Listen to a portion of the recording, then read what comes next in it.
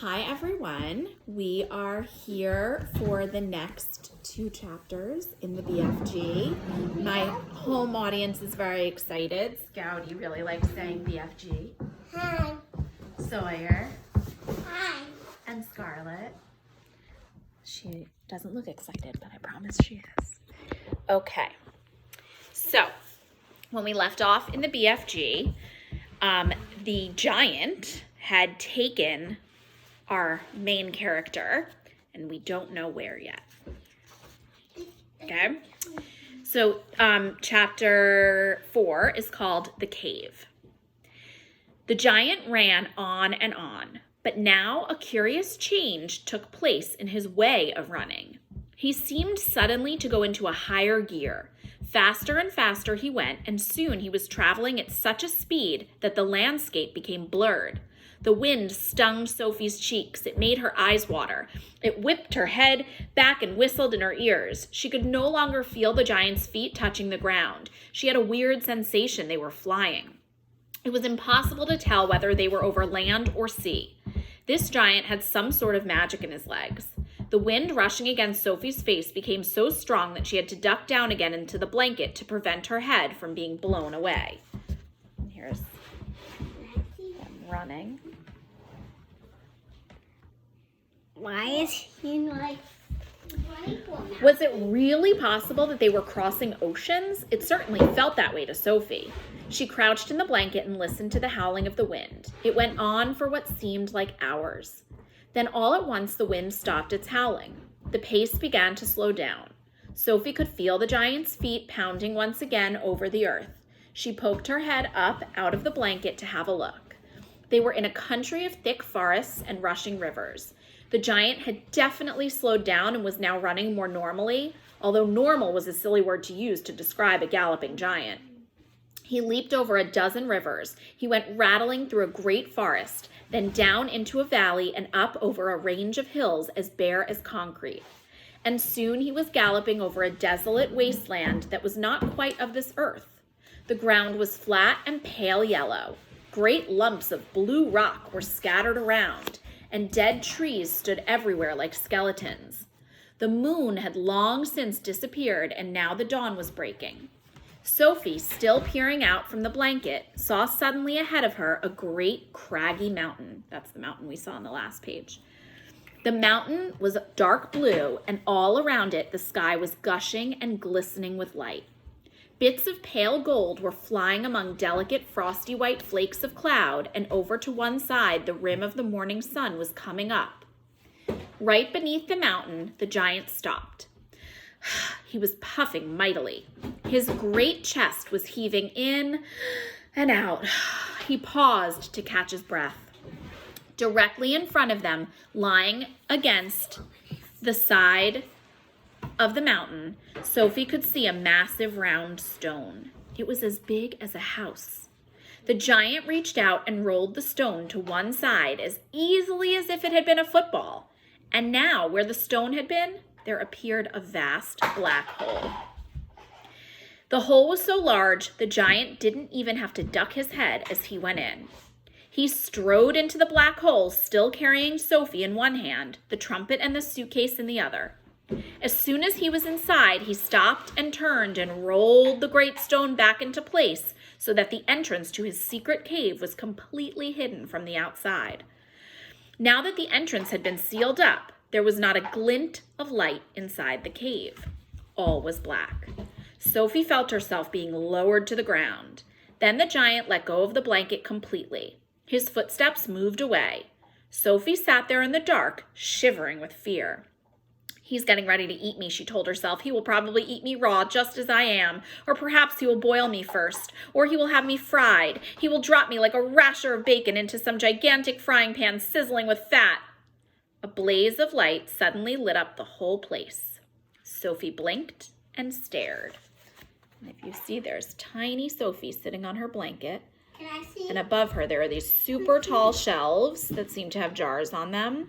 And the super big suitcase is right next to her. So that's, you can see how big the suitcase is. How little she is. That's her. That's Sophie. Yeah. That's her? Yeah. Well, she's tiny. Okay.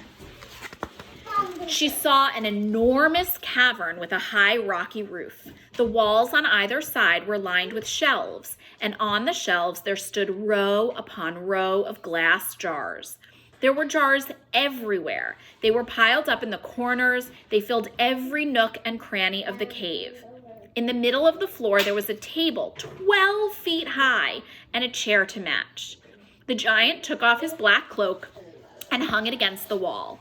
Sophie saw that under the cloak he was wearing a sort of collarless shirt and a dirty old leather waistcoat that didn't seem to have any buttons. His trousers were faded green and were far too short in the legs. On his bare feet he was wearing a pair of ridiculous sandals that for some reason had holes cut along each side with a large hole at the end where his toes stuck out. Sophie, crouching on the floor of the cave in her nightie, gazed back at him through thick steel-rimmed glasses. She was trembling like a leaf in the wind, and a finger of ice was running up and down the length of her spine. "Ha-ha!" shouted the giant, walking forward and rubbing his hands together. "What has us got here?" His booming voice rolled around the walls of the cave like a burst of thunder. The next chapter is called the BFG. The giant picked up the trembling Sophie with one hand and carried her across the cave and put her on the table. "Now he is really going to eat me," Sophie thought. The giant sat down and stared hard at Sophie. He had truly enormous ears. Each one was as big as the wheel of a truck, and he seemed to be able to move them inwards and outwards from his head as he wished. "I is hungry," the giant boomed. He grinned, showing very massive square teeth. The teeth were very white and very square, and they sat in his mouth like huge slices of white bread. Please don't eat me," Sophie stammered. The giant let out a bellow of laughter. "Just because I is a giant, you think I is a man-gobbling cannibal," he shouted. "You is about right. Giants is all cannibally and murderful, and they does gobble up human beings.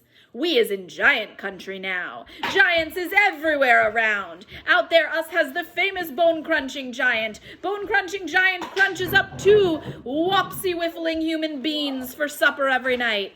Noise is ear-bursting. Noise of crunching bones goes crackety-crack for miles around." "Ouch," Sophie said. "Bone-crunching giant only gobbles human beings from Turkey," said the giant. "Every night Bone Cruncher is galloping off to Turkey to gobble Turks." Sophie's sense of patriotism was suddenly so bruised by this remark that she became quite angry. "Why Turks?" she blurted out. "What's wrong with the English?" She lives in England. "Bone-crunching giant says Turks is tasting ever so much juicier and more scrumdiddlyumptious. Bone Cruncher says Turkish human beings has a glamourly flavor. He says Turks from Turkey is tasting of Turkey." "I suppose they would," Sophie said. "Of course they would," the giant shouted. "Every human being is diddly and different. Some is scrumdiddlyumptious and some is uckly slush. Some is Greeks is all full of ucky slush. No giant is eating Greeks ever." "Why not?" Sophie asked. "Greeks from Greece is all tasting greasy," the giant said. "I imagine that's possible too," Sophie said. She was wondering with a bit of a tremble what all this talking about eating people was leading up to. Whatever happened, she simply must play along with this peculiar giant and smile at his jokes. But were they jokes? Perhaps the great brute was just working up an appetite by talking about food. "As I am saying," the giant went on, "all human beings is having different flavors. Human beings from Panama is tasting very strong of hats." "Why hats?" Sophie said. "You is not very clever," the giant said, moving his great ears in and out. "I thought all human beings is full of brains, but your head is emptier than a bondoogle." And here's the giant talking to Sophie on the table. Whoa. He's tall. "Do you like vegetables?" Sophie asked, hoping to steer the conversation toward a slightly less dangerous kind of food. "You is trying to change the subject," the giant said sternly. "We is having an interesting babblement about the taste of the human bean. The human bean is not a vegetable." "Oh, but the bean is a vegetable," Sophie said. "Not the human bean," the giant said. "The human bean has 2 legs and a vegetable has no legs at all." Sophie didn't argue anymore. The last thing she wanted to do was to make the giant cross. "The human bean," the giant went on, "is coming in dillions of different flavors. For instance, human beings from Wales is tasting very whooshy of fish. There is something very fishy about Wales." "You mean Wales," Sophie said. "Wales, the place, is something quite different." Whales is whales, the giant said. Don't gobble funk around with words. I will now give you another example. Human beings from Jersey has a most disgustable woolly tickle on the tongue. The giant said, Human beings from Jersey is tasting of cardigans. You mean jerseys, Sophie said.